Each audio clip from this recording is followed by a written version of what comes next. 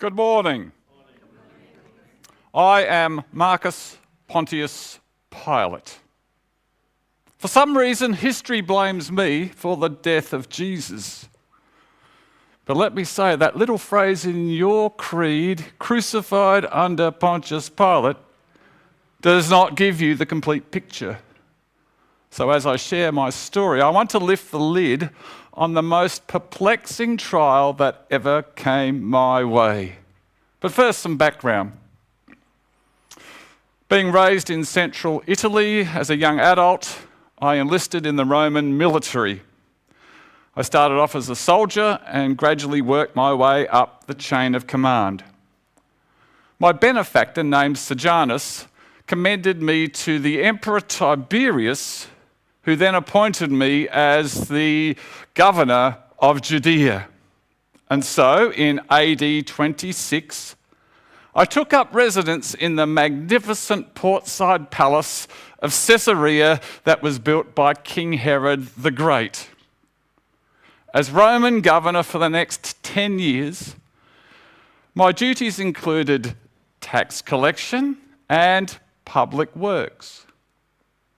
But my number one priority and responsibility was law and order. Law and order kept the peace. Law and order enabled the steady flow of goods and taxes as tribute to Rome, the might of our kingdom. Law and order is also why I made a point of being in Jerusalem during the Passover festival. This Jewish festival that ran for a whole week celebrated their freedom from slavery in Egypt. And at such times, the Jews held out other hopes too of being set free from the Romans. And so I made sure that we always had extra regiments in Jerusalem to quell any uprising and to keep the peace. A case in point. A few days before that Passover, we arrested a man, Barabbas, for insurrection and murder. We think he was associated with the Zealots.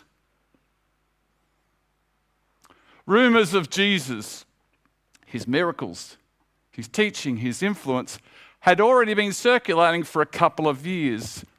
To be honest, I was a little intrigued, but not alarmed. That happened up in Galilee. However,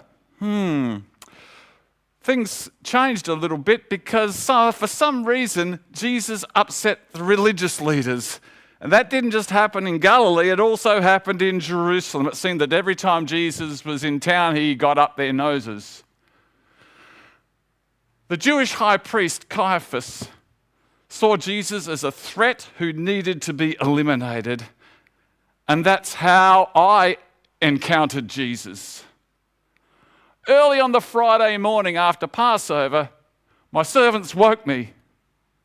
There was a group of Jewish leaders from the Sanhedrin standing outside my residence and demanding an audience. Oh, who do these people think they are? What do they expect of me at this time of day? Yes, I was already annoyed. So what did they want from me?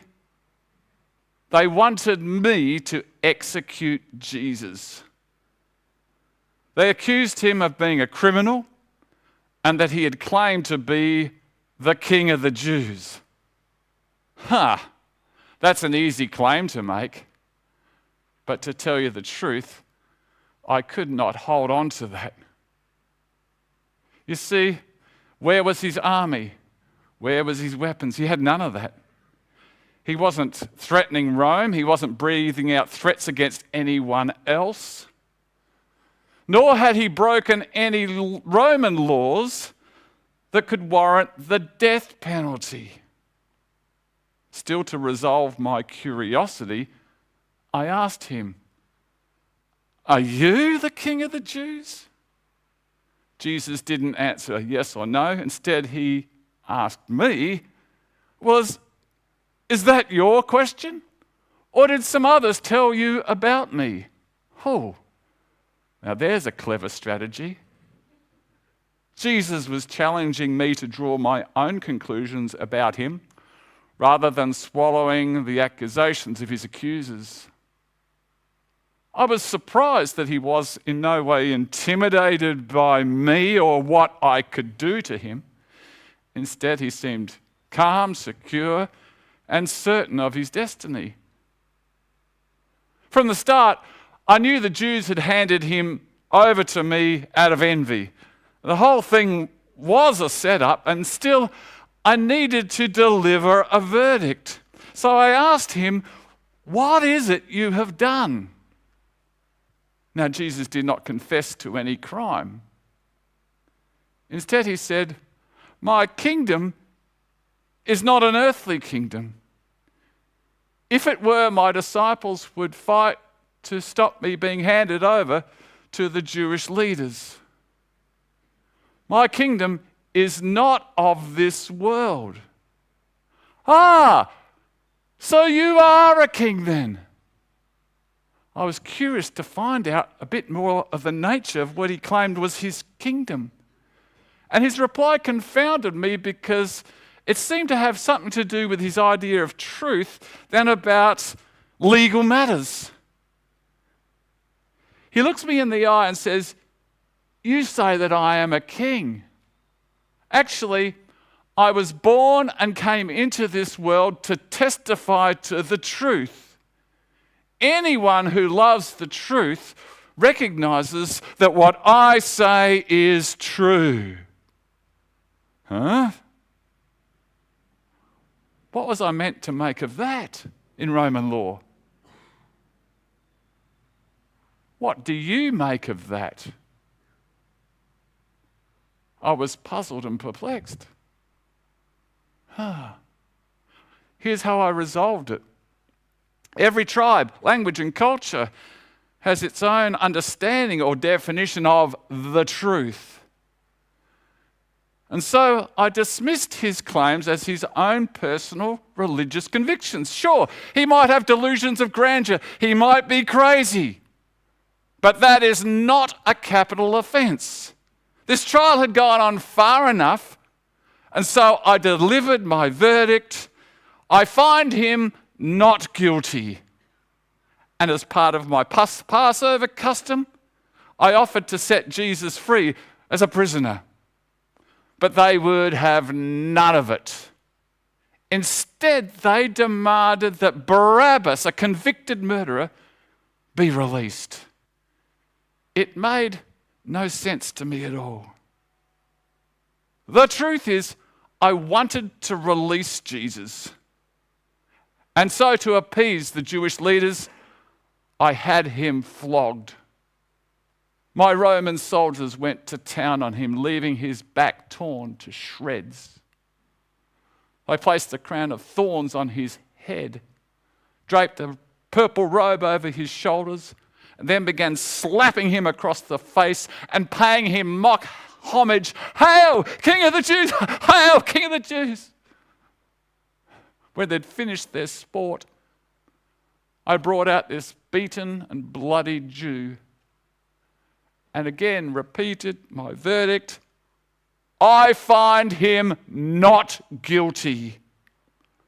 But then, with contempt for me and my office, they kept crying out, "Crucify, crucify, crucify." Exasperated, I shouted back at them, "You take him yourselves and crucify him. I find him not guilty." The Jewish leaders retorted, "He called himself the Son of God." In their minds, Jesus deserved to die for blasphemy. And at that point, I realized they would hardly settle for less. Alarmed, I went back inside and I asked him, "Where do you come from?" Silence. "Hey, don't you realize I have the power to release you or crucify you?" His response, you would have no power over me at all unless it were given to you from above. So, the one who handed me over to you has the greater sin. Huh? Again, what was I to make of that? It was perplexing. Every criminal I'd ever tried in a case like this would be either protesting his innocence or trying desperately to evade the death penalty. And yet, Jesus did none of that. Instead, it seemed like he already knew what the outcome would be and was marching step by step towards it.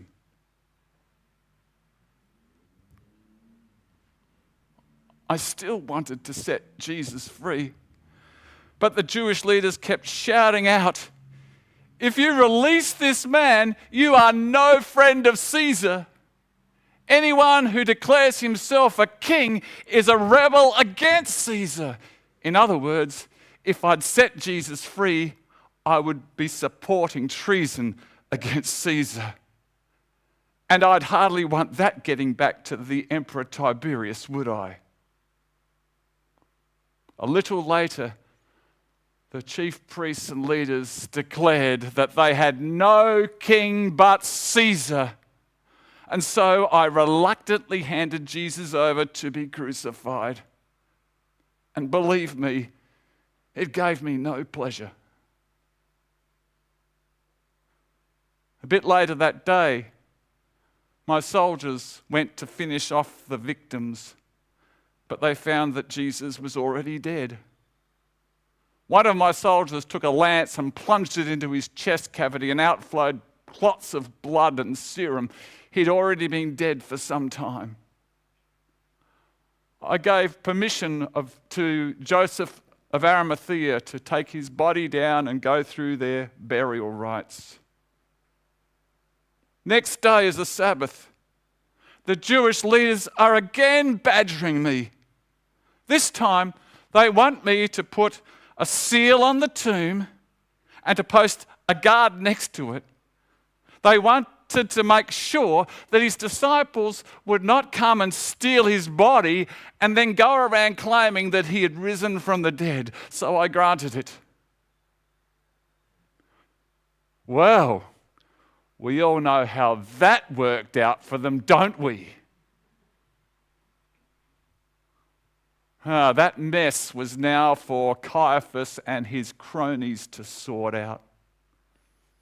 They asked me not to discipline my soldiers at the tomb, so I didn't. And they conducted a desperate search to find and produce Jesus' body, but they ended empty-handed. To be honest, I have no idea or interest in what happened to Jesus' body. And while I could not believe that he had risen from the dead, I found intense glee in knowing that the innocent man they demanded me to execute was now causing them grief upon grief upon grief. The sweet irony of it. The sweet irony fills me with great pleasure every time I tell of my perplexing encounter with Jesus. And on that note, I bid you the Roman pax or peace, and I bid you farewell.